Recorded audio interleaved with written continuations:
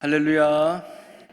여러분 반갑습니다. 또 수요일 저녁에 또 3일 수요 예배를 맞아서 또 은혜의 자리에 또 은혜를 사모하며 또 하나님을 예배하며 하나님을 사랑하는 마음으로 이 복된 예배의 자리에 나오신 여러분 한 분 한 분을 진심으로 환영하고 축복합니다. 오늘도 하나님의 큰 은혜와 평강이 말씀을 전하는 자나 듣는 여러분, 또 예배 가운데 있는 우리 모두에게 오늘 이 시간에도 충만한 복된 시간이 되기를 간절히 축원합니다. 우리 옆에 분과 인사 나누면 좋겠습니다. 잘 나오셨습니다. 반갑습니다. 네, 하나님이 당신과 함께 하십니다. 또 이렇게 두 번째 인사 나누면 좋겠어요. 하나님이 당신과 함께 하십니다. 네, 여러분 옆에 분이 하나님과 함께 하는 거 시기하는 거 아니시죠 지금?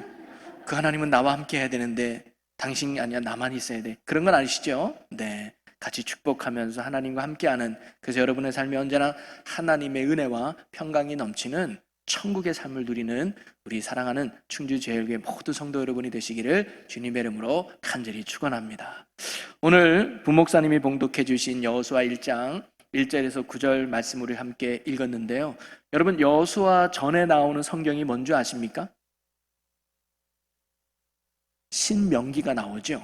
신명기. 이 신은 다시 신자를 써서 반복하다, 하나님의 말씀을 반복한다는 의미예요. 그래서 이 신명기는 모세가 죽기 직전에 이스라엘 백성들을 불러 모아놓고 40년간의 광야 생활을 마무리하며 가나안 땅에 들어가기 직전에 모세가 2세들에게 다시 한번 40년 전에 받았던 하나님의 말씀을 다시금 그들에게 선포하고 증거하는 게 신명기 말씀이잖아요. 그리고는 모세는 이렇게 마지막 유언의 말씀을 하시고 가나안을 눈앞에 두고 모세는 그곳에서 죽게 됩니다. 그리고는 모세의 뒤를 이어서 후계자가 세워지는데 여호수아가 그 후계자가 세워져요. 그게 신명기의 마지막 34장의 말씀이에요. 그리고는 이제 여호수아 시대가 온 거예요.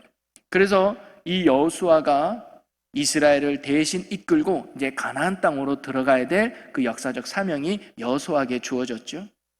자, 그런데 오늘 본문 말씀은 바로 이런 여호수아에게 하나님이 나타나서 하신 말씀이 바로 오늘 우리가 읽은 본문 말씀입니다. 근데 오늘 첫 말씀이 이렇게 시작해요. 1장 1절 말씀을 보니까 여호와의 종 모세가 죽은 후에 라는 말로 시작해요. 여러분, 모세는 어떤 사람일까요? 우리야 잘 알고 있지만 그 당시 이스라엘 백성들에게 모세는 어떤 사람이었을까요?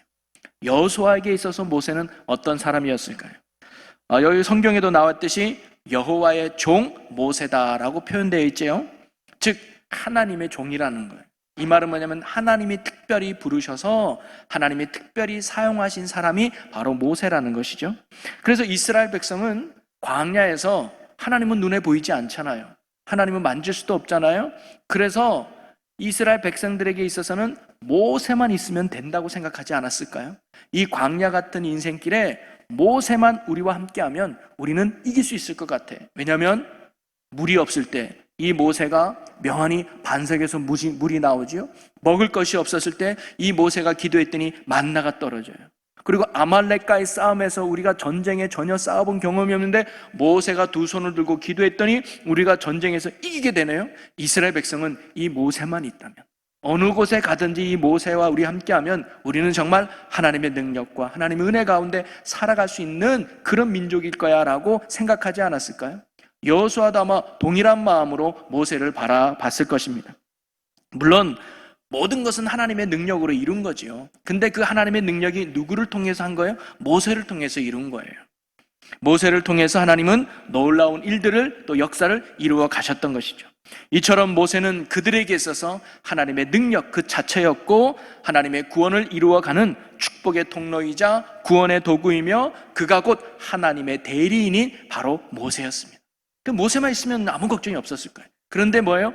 모세가 죽은 후에, 즉 이렇게 기대고 의지했던 모세가 이제 죽은 거예요. 그때 이스라엘 백성들의 마음은 어땠을까요? 그때 여호수아의 마음은 또한 어땠을까요? 한마디로 말하면 그들의 마음은 두려움의 마음에 사로잡힌 거예요. 이제 우리 어떻게 살아가지? 모세가 모든 문제를 해결해 줬는데, 모세가 어려움에서 우리를 건져내 놨는데 이제 우리는 누굴 기대고 살아가지? 이런 불안함과 두려움이 이스라엘 백성뿐만 아니라 후계자인 여호수아에게도 있었다는 거예요. 두 가지 이유 때문에 두려워했을 겁니다. 첫째는 뭐냐면 우리가 어떻게 가나안 땅을 한 번도 가보지 않은 가나안 땅을 정복하지? 우리는 싸움에 능한 민족도 아니고 무기가 좋은 것도 아닌데 그쪽 지형에서 오래 살았던 가나안 민족을 이기고 우리가 그 땅을 차지한다? 그래도 모세가 있으면, 능력의 종이 있으면 우리가 이길 것 같은데 이 한 번도 가보지 않은 가나안 땅을 우리가 어떻게 정복하지? 이게 광야 생활과는 또 다른 거예요. 광야 생활은 그냥 이끌 대로 가는 거예요. 주시는 대로 먹고 살았던 거예요. 근데 광야는 정착을 해야 돼요. 광야는 정복해야 돼요. 훨씬 더 많은 에너지가 필요한 게 가나안 땅인데 이 가나안 땅에서 우리가 이제 어떻게 살아가지? 모세도 없는데 그런 두려움이 이스라엘 백성과 또 여호수아에게 있지 않았을까요? 또 개인적으로 여호수아에게는 자기가 생각했을 때 자기는 모세만큼 능력의 종이 아니라고 생각했을 거예요. 그는 40일 금식기도도 몇 번 했는데 그는 정말 하나님 앞에 돌판을까지 받아올 정도로 능력의 종이었는데 자기를 보니까 너무 연약하고 너무 부족한 걸 느낀 거예요. 그래서 모세가 죽은 후에 이스라엘 백성과 여호수아가 가졌던 마음은 뭐예요? 불안과 두려움의 마음이었다는 거예요. 그런데 이런 마음을 가지고는 결코 그 땅을 정복할 수가 없었어요. 이런 마음을 가지고는 결코 하나님의 구원의 역사를 이룰 수가 없었던 것이죠. 그래서 두려워하는 이스라엘 민족에게, 두려워하고 걱정하는 여호수아에게 하나님이 나타나셔서 그에게 하신 말씀이 바로 오늘 우리가 읽은 본문 말씀의 내용입니다. 이 말씀의 핵심은 그거예요. 두려워하는 여호수아를 향해서 말합니다. 여호수아야, 두려워하지 마. 너 마음을 강하게 먹고 담대해. 이게 핵심의 말씀이에요. 왜 그러느냐? 내가 모세에게 한 약속, 내가 아브라함에 한 약속, 즉 가나안 땅을 정복하고 차지하게 한다는 거 내가 그렇게 이룰 거야. 너는 나만 믿고 따라와. 내가 너로 이기게 하고 내가 너로 승리케 할 거야 라고 바로 하나님이 여호수아에게 말씀하셨던 것이죠. 그러면서 여호수아는 이런 하나님의 말씀에 힘을 얻어서 당당하게 가나안 땅에 들어가 정복하며 하나님의 구원의 역사를 이루어가게 됩니다. 오늘 여호수아에게 나타나셔서 하나님이 하신 말씀을 통해서 우선적으로 우리가 한 가지 중요한 사실을 하나 깨달을 수 있고 발견할 수 있는데 그것은 뭐냐면 하나님은 언제나 그 시대에 맞춰서 믿음의 일꾼을 세워서 하나님의 복음의 사역을 하나님이 이루어 가신다는 거예요. 즉 한마디로 말하면 사람을 통해서 하나님의 일을 이루어 가신다는 거죠. 애굽에서는 요셉이라고 하는 사람을 통해서 하나님이 일을 만들어 가셨고요. 광야는 모세라고 하는 사람을 통해서 하나님이 사역을 이루어 가셨고 이제는 가나안의 사역은 또 다른 사람인 여호수아를 세워서 하나님의 나라를 또 구원의 역사를 이루어 가셨다는 것을 우리가 알 수가 있습니다. 사람은 바뀌지만 하나님의 역사는 동일하다는 거죠. 여러분 오늘도 마찬가지입니다. 이것은 그 시대마다 믿음의 사람을 세워서 하나님의 복음의 역사를 이루어 가시는 하나님을 우리가 볼 수 있습니다. 여러분 사람은 영원하지 않아요. 다윗이 영원하지 않고 모세가 영원하지 않고 바울도 영원하지 않아요. 그도 그때 시기에 필요해서 하나님이 쓰신 일꾼일 뿐입니다. 오늘날 2020년도에 하나님의 구원의 역사, 2020년도에 하나님이 이루실 복음의 사역은 누구를 부르실까요? 바로 먼저 예수 믿고 구원받은 저와 여러분을 부르셔서 이 시대의 여호수아처럼 부르셔서 우리를 통해서 이 땅을 복음으로 정복하라고 하나님이 우리를 부르신 줄로 믿으시기를 바랍니다. 그게 우리의 역사적 사명이라는 거예요. 오늘날 우리가 먼저 예수 믿고 충주 제일교회를 다니는 이유는 나만 예수 믿고 나만 구원받고 나만 잘 지내는 것이 아니라 먼저 믿은 우리가 내가 죽을 때까지 뭐예요? 하나님의 복음의 사명을 감당할 영적 책임이 저와 여러분에게 있다는 거예요. 오늘 여호수아를 불러 세우신 하나님은 오늘 우리를 불러 세우신 줄로 믿으시기를 바라요. 자, 그런데 막상 하나님이 우리를 이 땅을 복음으로 정복하라고 부르시고 세웠다고 생각하니까 우리도 여호수아와 같이 두렵기는 마찬가지 아니겠습니까? 요즘 세상이 얼마나 무서워요.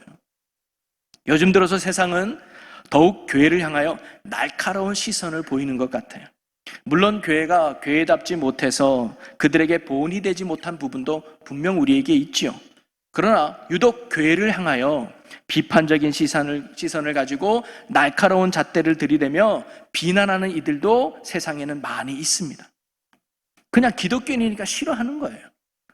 여러분, 그렇다고 세상에 우리를 비난하고 세상이 우리를 싫어한다고 너무 억울해할 필요는 없는 것 같아요. 왜냐하면 그건 어찌 보면 당연한 거라는. 세상은 하나님을 알지 못하는 곳입니다. 우리는 하나님을 아는 곳입니다. 하나님을 알지 못하는 세상이 하나님을 우리가 이해되느냐? 절대 이해될 수 없는 거예요. 세상이 우리를 미워하는 것은 어찌 보면 너무나 당연한 삶의 모습입니다.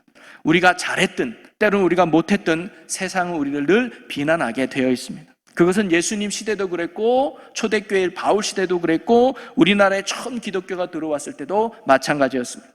세상이 교회를 싫어하는 것은 아마 예수님이 재림하시는 그날 때까지 아마 계속될 거예요. 세상은 결코 하나님을 알지 못하기 때문에 하나님을 믿는 우리를 절대 이해할 수도 없고 배려해주지도 않고 우리와 함께하지도 않기 때문입니다. 자, 그런데 우리가 세상으로 말미암아 이렇게 고통을 당하고 핍박을 당하고 비난을 받는 것이 정말 복음 때문인지를 우리가 생각해 봐야 돼요. 정말 믿음 때문에 우리가 세상이 우리를 싫어하는가? 복음 때문에 세상이 우리를 싫어하는가? 아니면 우리가 정말 비윤리적이고 비도덕적으로 말씀대로 살지 못하는, 오히려 믿지 않는 사람들보다 더 윤리적이나 도덕적이지 못하는 이런 변질된 타락 때문에 우리를 비난하는가? 우리는 잘 구분해 봐야 된다는 것이죠. 만약에 세상이 우리를 미워하는 그 시선이 우리의 믿음이나 복음 때문이 아니라 우리가 잘 살지 못해서, 말씀대로 살지 못해서, 거짓과 정의롭지 못하는 것 때문에 세상이 우리를 비난하고 핍박한다면 우리는 뭐예요? 돌아봐야 된다는 거죠. 하여튼 하나님은요, 오늘날 이 시대에 우리에게 복음의 사명을 맡겼다는 거예요. 이 시대에 모세를 세우는 게 아니라 이 시대에 죽었던 여호수아를 다시 부활시켜서 그를 통해서 복음의 사명을 감당하는 게 아니라 오늘날 예수 믿는 우리를 통해서, 오늘날 하나님의 자녀된 우리를 통해서 이 시대의 여호수아와 같이 부르셔서 이 땅의 어두움을 밝히는 복음으로 이 땅을 정복하라고 저와 여러분을 부르신 줄로 믿으시기를 바랍니다. 여호수아를 세우신 하나님은 오늘도 저와 여러분을 복음의 사명자로 부르셨다는 거예요. 그런데 보면 세상이 너무 강하다는 거예요. 그리고 세상 앞에 우리는 너무 약해 보인다는 겁니다. 여호수아처럼 두려워하는 게 어떻게 보면 당연한 모습일 수도 있지요. 세상은 날로 발전해 가고 있어요. 그리고 날로 똑똑해져 가고 있습니다. 과학은 날로 발전하고 기술은 점점 좋아지죠. 그러면서 세상은 점점 하나님 없이도 얼마든지 잘 살 수 있다는 교만으로 더욱 치닫고 있습니다. 이런 세상 사람들을 향하여 복음을 믿어라, 기적을 이야기할 때 믿겠냐는 것이죠. 오히려 그들에게 복음을 전하는 것이 옛날에 비해서 더욱 어려워지는 환경에 놓여 있는 건 사실이기도 합니다. 그러나 안 된다고, 어렵다고 말하는 이때에 오늘 여호수아에게 주신 하나님의 말씀을 우리가 깊게 묵상하고 되새겨볼 필요가 있다는 거예요. 여호수아에게 하신 말씀은 오늘 우리에게 하신 말씀인 줄로 믿으시기를 바라요. 세상을 향하여 두려워하는 우리에게, 우리의 연약함 때문에 걱정하고 불안하는 우리에게 여호수아의 동일한 말씀으로 오늘 우리에게 말씀하고 있다는 겁니다. 이 시대 여호수아로 부르시고 세우신 하나님이 오늘도 동일한 말씀으로 우리를 격려해 주시고 우리를 위로해 주시고 우리에게 세임 주시고 우리를 세워 주신다는 거예요. 오늘 말씀에 힘입어서 이 시대 여호수아와 같이 세상을 향하여 담대하게 나아가서 복음의 사명을 감당하며 하나님의 기쁨이 될 수 있는 우리 모두가 되기를 주님의 이름으로 간절히 축원합니다. 자, 그렇다면 두려움과 연약함 속에 있는 이 여호수아를 하나님이 어떻게 믿음의 선한 일꾼으로 세우셨을까요? 그것은 오늘 우리가 어떻게 해야 두려움에서 벗어나 담대함으로 복음의 사명을 감당하는 믿음의 일꾼으로 세울 수 있을까요? 여호수아에게 말씀하셨던 하나님의 말씀을 살펴보면서 우리가 은혜 받고 도전 받기를 소망합니다. 그 첫째는 뭐냐면 하나님이 이런 약속을 하셔요. 자, 5절을 한번 읽어보겠습니다. 시작.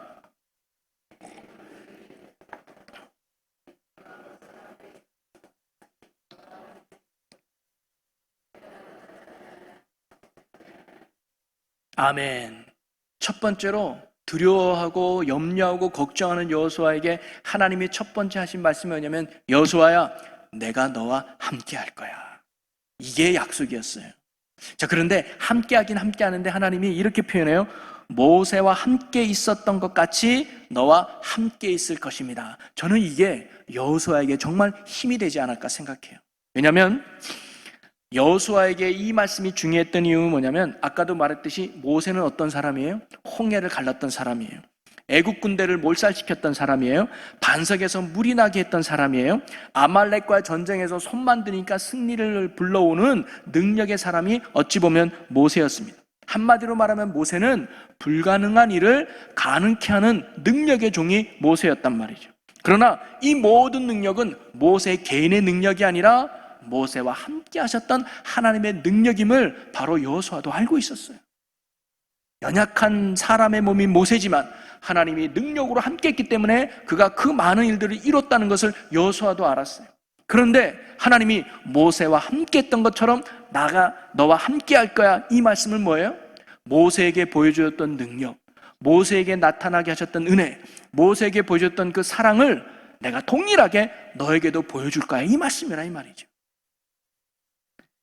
즉 모세와 함께 하셨듯이 여호수아도 함께 하셔서 네가 어떤 문제를 만나도 모세가 능히 이겼던 것처럼 내가 너도 이기게 할 거야. 모세가 능히 감당할 수 있던 것처럼 내가 너로 하여금 감당하게 할 거야. 모세가 능히 승리했던 것처럼 내가 너와 함께함으로 내가 너의 삶을 승리케 할 거야 라고 하나님이 말씀하셨다는 거예요. 여러분, 이 말씀만큼 여호수아에게 큰 힘이 되고 위로가 되는 말씀이 어디 있을까요? 여러분, 세상에서 가장 큰 복 중에 복이 있다면 그것은 다름이 아니라 살아계신 하나님이 우리와 함께하는 것이 최고의 복인 줄로 믿으시기를 바랍니다. 구원은 다른 게 아니에요. 하나님이 나와 함께하는 삶이 구원의 삶 아니겠습니까? 여러분, 오늘도 주님은 우리에게 분명하게 말씀하고 계십니다. 내가 너와 함께하겠다. 너를 떠나지 아니하며 너를 버리지도 아니하겠다. 여러분, 이 하나님의 함께 하신다는 약속을 붙들고 여러분 이 세상 가운데 승리할 수 있는 여러분이 되시기를 주의 이름으로 간절히 축복합니다. 그런데 제가 은혜가 되는 말씀은 뭐냐면 함께 하는데 하나님이 이렇게 표현했잖아요. 내가 너를 떠나지도 아니하고 내가 너를 버리지도 않겠다. 이 말씀이 은혜가 돼요. 여러분, 사람 관계는요, 마음에 안 맞으면 쉽게 떠나잖아요. 그죠? 이혼하기도 하고요, 절교하기도 하고요, 단절하기도 하잖아요. 나 너 다시는 안 봐. 그게 우리의 만남이고 우리의 교제 아닙니까? 그런데 하나님은 뭐냐면 내가 너를 떠나지도 아니하고 내가 너를 결코 버리지도 않겠다는 거예요. 이게 은혜가 되더라고요. 여러분, 하나님이 우리를 언제 버리지도 않고 언제 떠나지도 않느냐? 여러분, 하나님은 우리가 어떤 형편에 있어도 우리를 결코 버리거나 떠나지 않는 하나님이신 줄로 믿으시기를 바라요. 여러분, 우리라고 뭐 잘하겠습니까? 우리가 때론 실수할 수도 있고 때론 넘어질 때도 있고 부족한 모습으로 살아갈 때도 있지 않겠습니까? 그런 상황과 형편에 있어도 하나님이 우리를 버리지 않겠다는 거예요. 우리를 떠나지 않겠다는 거예요. 새벽 예배 잘 드릴 때도 함께 하지만 우리가 신앙으로 나태해져서 새벽을 깨우지 못하고 졸고 있고 집에서 자도 하나님이 뭐예요? 함께 하겠다는 거예요. 내가 뜨거워서 말씀 앞에 순종하는 믿음의 삶을 살 때도 하나님이 함께 하지만 우리가 영적으로 나약해져서 말씀을 떠나 죄 가운데 있다 할지라도 하나님이 뭐 우리를 떠나지 않겠다는 거예요. 이게 얼마나 은혜가 되고 힘이 되는지 모르겠습니다.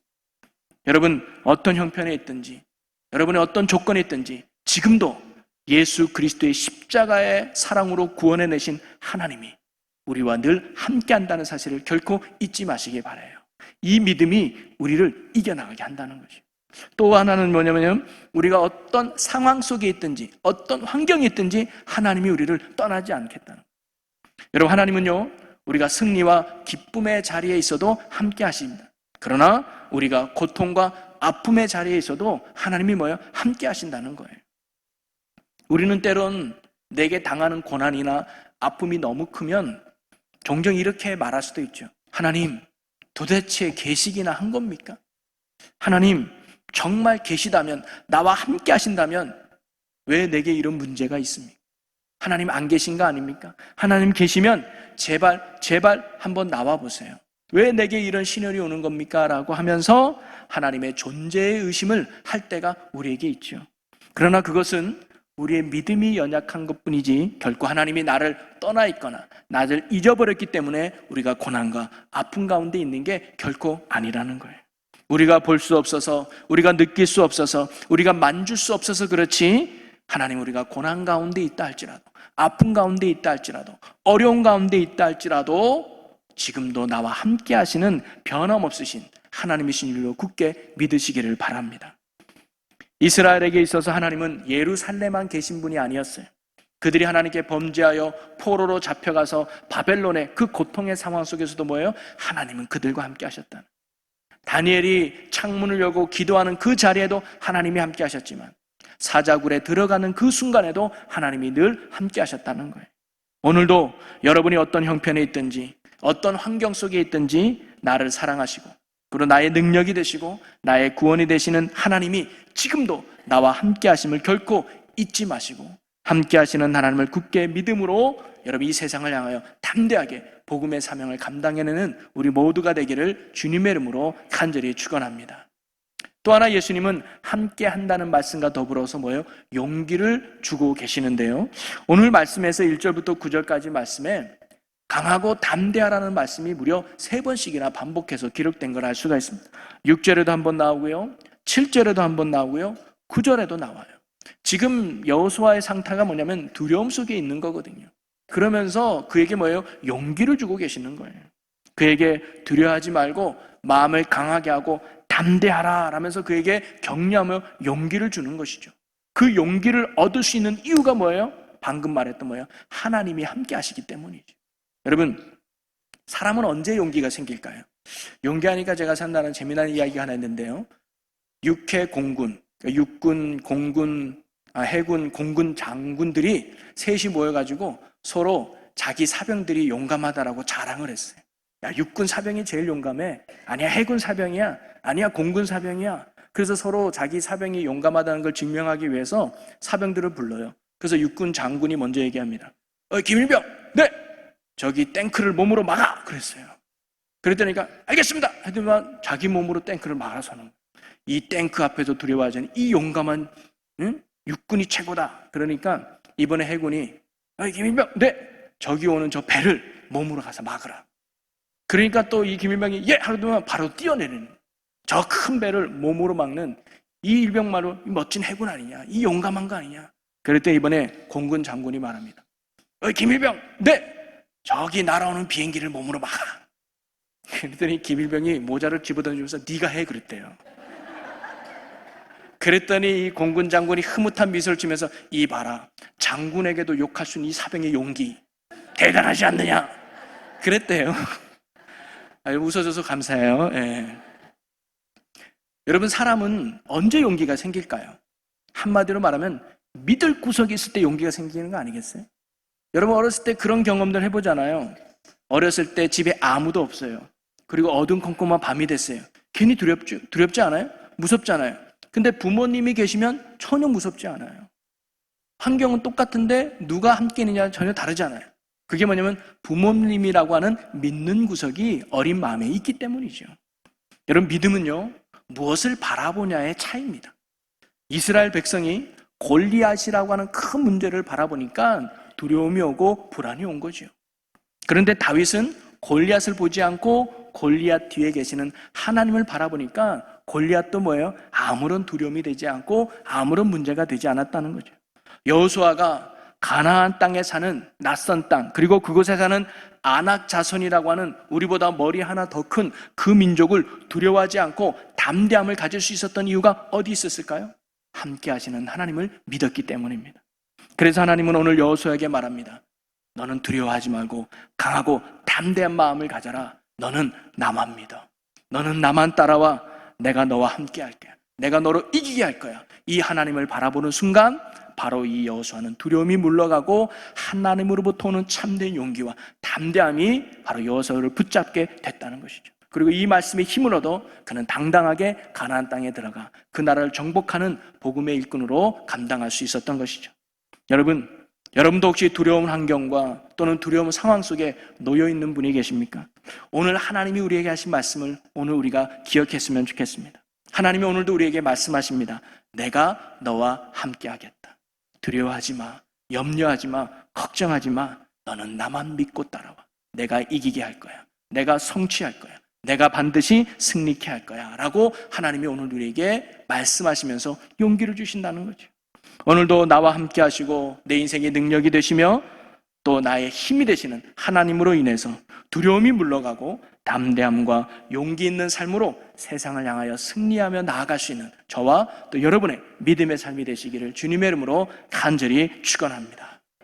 자, 그리고 세 번째로 하나님께서 여호수아에게 내가 너와 함께 하겠다, 내가 너의 능력이 되어주겠다라고 말씀을 하신 후에 두려워하지 말고 담대하고 용기를 가져야 하면서 그의 용기를 복돋워 준 후에 하나님이 그에게 말씀하신 것이 있는데 요구하신 것이 있어요. 자, 7절 8절을 한번 읽어보겠습니다. 시작.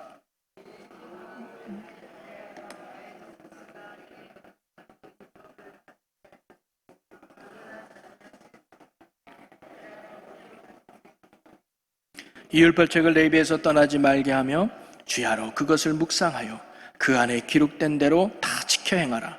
그리하면 내 길이 평탄하게 될 것이며 내가 형통하리라.' 아멘. 여러분, 서울대 좋은 거 다 아시죠? 누구나 서울대 가고 싶어 할 거예요. 근데 서울대 아무나 갑니까? 거기에 가는 기준이 있잖아요. 거기에 가는 자격이 있잖아요. 여러분, 오늘 하나님이 그렇게 말씀하시는 거예요. 내가 너와 함께하는 것이 능력이다. 내가 너와 함께하는 것이 힘이다. 맞아요, 하나님. 하나님이 나와 함께하는 것이 내게 복이에요. 하나님이 나와 함께하는 것이 내 인생의 능력이에요. 하나님이 나와 함께하는 것이 내 인생의 가장 큰 복 중의 복이에요 라고 말한다면 어떤 사람에게 하나님이 함께하겠나는, 어떤 자와 하나님이 동행해 주겠는가, 어떤 자에게 하나님이 능력과 역사와 힘이 되어 주시겠는가? 그걸 지금 하나님이 여호수아에게 말씀하는 거예요.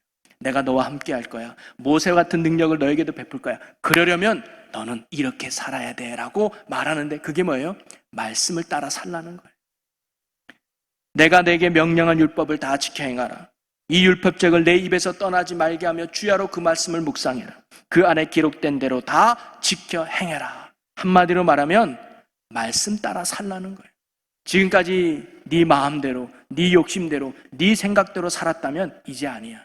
내가 원하는 삶을 살고, 내가 기뻐하는 삶을 살고, 내가 이끄는 삶을 따라와. 그러면 너의 인생이 축복의 인생이 되고 영광의 인생이 될 거라고 하나님이 말씀하시는 거죠. 여러분, 사람들은요, 자기만의 삶의 중심이 있어요. 이 중심에 무엇을 놓고냐에 따라서 그 사람의 인생의 방향과 색깔들이 달라져요. 어떤 사람은 삶의 중심이 돈입니다. 돈 버는 일에 집중하는 거예요. 그래서 돈만 벌 수 있다면 수단과 방법을 가리지 않아요. 어떤 사람은 성공입니다. 출세입니다. 그래서 이것을 위해서 물불 안 가리죠. 그런데 오늘 하나님이 원하는 믿음의 사람은 뭐냐면 이 삶의 중심에 말씀이 있는 거예요. 그래서 말씀을 지키기 위해서 몸부림치는 거예요. 말씀대로 살기 위해서 애쓰는 거예요. 그런 사람에게 하나님이 함께 한다는 거죠.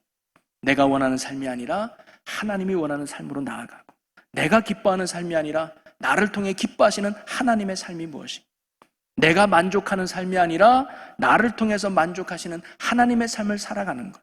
하나님 중심, 예수 중심, 성령 중심, 즉 말씀대로 살아가는 삶이라는 것. 이렇게 살아가는 삶이 있을 때 하나님이 뭐예요? 우리와 함께 하신다. 그래서 우리의 능력이 되어주시고 우리의 힘이 되어주시고 우리의 복이 되어주신다는 거예요. 여러분, 하나님과 함께하는 것이 곧 말씀을 따라 삶인 줄로 믿으시기를 바랍니다. 하나님이 함께 하심으로 변형과 승리의 복을 누렸던 다윗도 늘 뭐예요? 말씀 중심의 삶을 살았던 걸 알 수가 있어요. 다윗이 늘 말하죠. 어떤 사람이 복이 있다 그랬어요? 하나님의 말씀을 주야로 묵상하는 자가 복이 있도다. 즉 말씀을 붙들고 살아가는 자가 하나님이 함께하는 복을 누린다는 거죠. 여러분, 요셉도 늘 그 마음에 말씀이 기준되는 삶을 살았어요. 그래서 보디발의 아내가 그를 유혹할 때 그가 뭐예요? 내가 어찌 하나님 앞에 죄를 지을 수 있겠는가? 그는 늘 말씀이 기준이었어요. 이건 죄야. 이거는 하나님이 싫어해. 그러니까 과감히 그것을 뿌리칠 수 있는 용기가 요셉에게 있었죠. 바로 그 또한 말씀을 지키며 죄를 이기는 말씀의 삶을 살았던 것이 바로 요셉이었습니다. 여러분, 오늘 하나님은 어떤 사람과 함께 하실까요? 말씀을 가까이 하고 말씀을 읽고 그리고 말씀을 붙들고 그리고 그 말씀을 따라가는 사람임을 우리가 늘 기억해야 합니다. 날마다 말씀을 가까이 하는 성도들 가운데 하나님이 늘 함께 하신다는 것이죠. 오늘도 저와 여러분이 성경책을 가지고 있는 것으로 만족하지 마시고 이 성경을 읽는 일에, 그리고 이 말씀을 듣는 일에, 그리고 무엇보다 이 말씀을 지키는 일에 힘쓸 수 있는 저와 여러분의 믿음의 삶이 되시기를 주님의 이름으로 간절히 축원합니다. 말씀을 정리하면요, 오늘은 두려움 가운데 있는 여호수아에게 하나님이 나타나서 말씀하시기를 두려워하지 마라. 강하고 담대하라고 말씀하십니다. 그러면서 뭐예요? 내가 너와 함께 할 거야. 그리고 너는 이길 수 있을 거야. 내가 너의 능력이 될 거야 하면서 용기를 북돋주고 마지막으로 뭐예요? 말씀대로 살 것을 당부하고 있습니다. 여러분, 하나님은 오늘도 우리를 이 시대에 복음의 일꾼으로, 이 시대의 여호수아로 저와 여러분을 부르신 줄로 믿으시기를 바랍니다. 이 땅의 복음으로 정복하라고 우리를 이미 부르셨다는 거죠. 그런데 세상을 보면, 또 우리의 연약함을 보면 두려움이 생기는 게 당연하죠. 오늘 여호수아에게 들려주신 말씀이 오늘 우리에게 하신 말씀임을 굳게 붙드는 저와 여러분이 되었으면 좋겠습니다. 하나님이 말씀합니다. 두려워하지 마라. 내가 너와 함께 할 거야. 여러분, 세상을 보면 두렵지만 나의 연약함을 보면 정말 한없이 부족하고 힘들지만 하나님을 바라볼 때 이기는 힘이 생기고 하나님을 바라볼 때 능력이 나타나게 될 줄로 믿습니다. 오늘도 우리의 시선을 함께 하시는 하나님을 바라볼 수 있는 믿음으로 나가는 우리가 되기를 간절히 소망합니다. 여러분의 어떤 형편에 있든지 어떤 상황에 있든지 하나님은 지금도 우리를 떠나지 않고 우리를 버리지 않고 동일한 사랑으로, 동일한 능력으로, 동일한 은혜로 지금도 우리와 함께 하신다는 거죠. 함께 하신 하나님을 굳게 믿고 날마다 승리하는 삶을 사는 우리 모두가 되기를 주의 이름으로 간절히 축원합니다. 또 능력의 하나님이 함께 하시기에 우리는 뭐예요? 두려워하지 말고 마음을 강하게 하고 담대하라고 주님이 오늘도 우리에게 용기 있는 말씀을 주시죠. 하나님을 굳게 믿고 용기 있게 우리가 세상을 향하여 담대히 나아갈 수 있는 또 우리가 되기를 간절히 축원합니다. 그리고 무엇보다 하나님은 말씀대로 살아갈 것을 우리에게 마지막으로 지시하고 명령하고 있습니다. 하나님은 어떤 자와 함께하며 어떤 자에게 능력이 되어주신다? 바로 말씀을 붙들고 이 말씀에 순종하는 사람을 하나님이 뭐예요? 함께 하신다는 거예요. 말씀을 얼마나 많이 알고 있느냐는 사실 중요하지 않습니다. 창세기부터 요한계시까지 줄줄줄 외운다 그래도 그게 중요한 게 아닙니다. 단 한 절의 말씀이라 할지라도 그 말씀에 순종하는 사람, 단 한 절의 말씀이라도 이 말씀대로 살려고 몸부림치는 사람을 하나님이 뭐예요? 기쁘게 여기시고 그에게 오늘 함께 하시고 능력이 되어주신다는 것이죠. 오늘도 우리가 말씀의 사람이 되어서 이 시대에 맡겨진 복음의 사명을 잘 감당하여 이 땅에 복음으로 정복해 나가는 이 시대의 여호수아로 귀하게 쓰임받는 저와 또 충주제일교회와 또 여러분이 되시기를 주님의 이름으로 간절히 축원합니다. 아멘.